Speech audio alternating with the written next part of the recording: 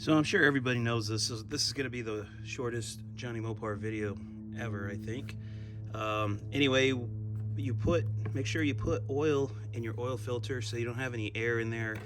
And I mean, a little bit of air is not going to hurt anything, but basically you want to get that oil right in there. You don't want the engine running for, 30 seconds or so before it gets oil up to all the critical parts of the engine. And I'm running this Royal Purple HPS 1030 in my 440 in my D100. So if you're wondering, if you got a flat tappet cam, what should you run? I've been running this fairly recently. Let's see, it's recommended for stock and modified engines. It is ideal for valve trains using roller or flat tappet lifters requiring added protection due to high lift, high ramp rate camshafts. HPS is suitable for any 4-cycle gasoline or diesel engine requiring 1030 motor oil. So there you have it. Basically the diesel oil still has all the good stuff in it, like zinc. And this one, this is right there, fortified with zinc and phosphorus for gasoline and diesel engines. So we know this is good stuff for flat tappet cam. And yeah, so I'm just doing an oil change, getting ready for muscle cars at the strip, because I'm gonna be rolling the D100 while I'm there. And Chris Albrecht's gonna be riding shotgun. So hopefully you're gonna be there.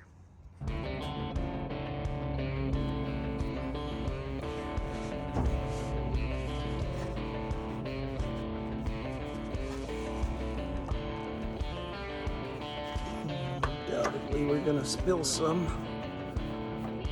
It's not too bad. You probably already know this too, but whatever you do, make sure you just put this on hand tight. You don't want to take a oil filter wrench and tighten this, because man, you'll never get it off when you go to change the oil again. So all right, we got our Wix filter on there. Man, I did pressure wash the top of the engine. Came up pretty decent for what it is, but everywhere else just grummy. So yeah, anyway, situation normal for old school Mopar driver.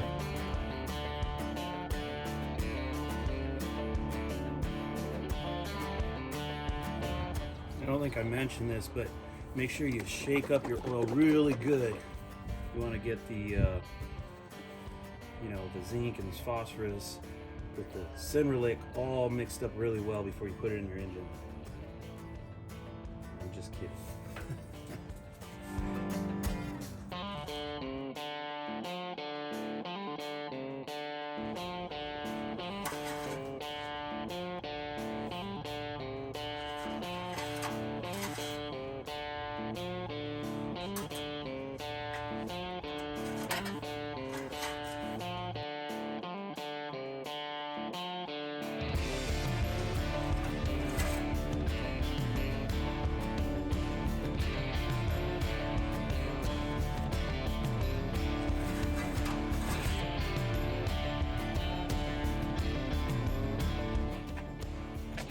Hard to see, but it's about where it is. There's the full line. It's not quite full.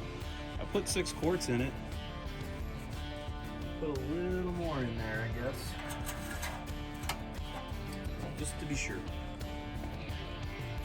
Alright, my power steering pump's loose, so I'm going to tighten it. Just in case you don't know how to do it, I'll film it. Basically, we're going to pull this guy loose and this one loose. This one is on a slot, and this one is just a round hole.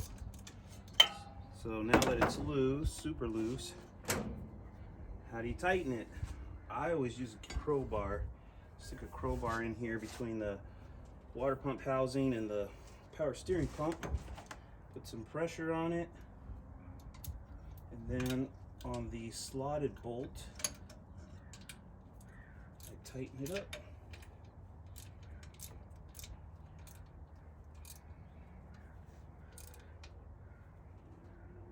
And then when that's tight, tighten the upper one up.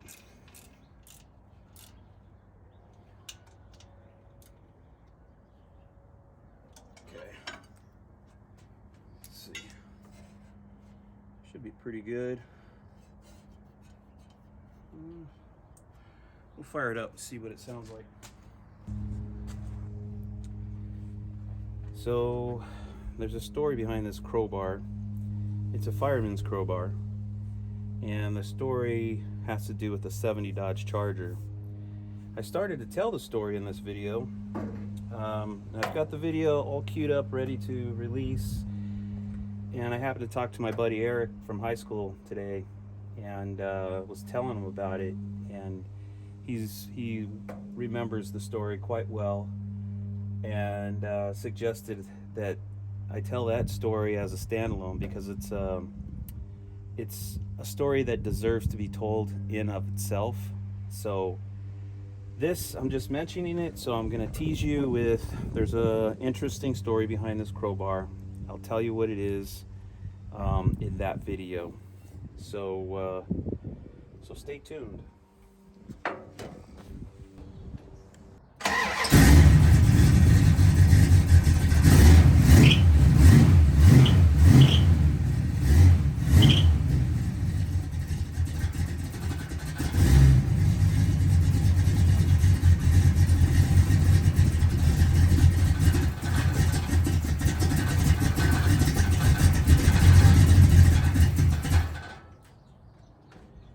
So probably the power steering belt still, but I'm gonna go ahead and tighten up the alternator just to make sure it's not that belt. It feels a little bit loose.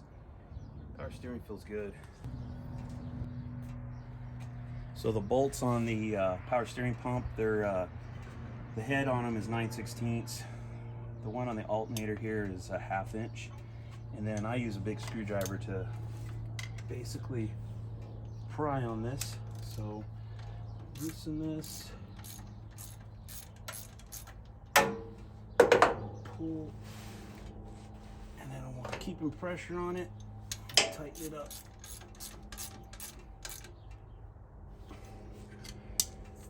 All right, see what that does.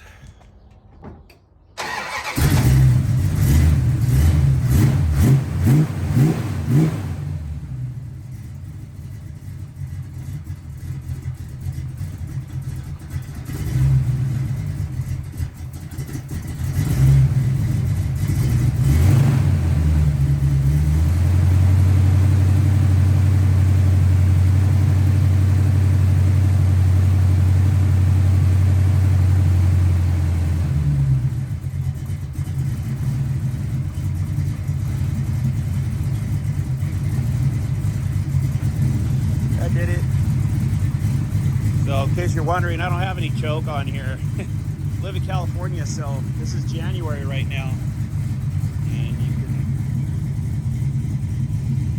kind of see how nice it is. Like high 60s right now. All right, we're good.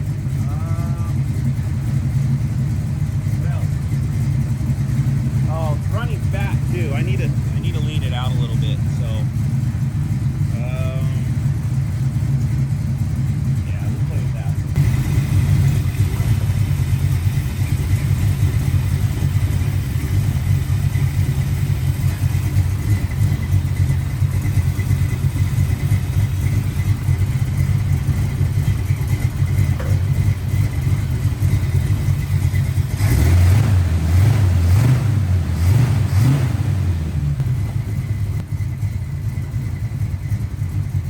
Get crazy with it, do the vacuum gauge and all that stuff.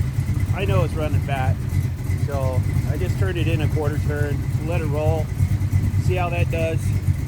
That's not going to be enough to lean it out into a dangerous level or anything, you know. Zip ties. Let's go see if we can get a cool video out of this. Let's see. Should look something like that.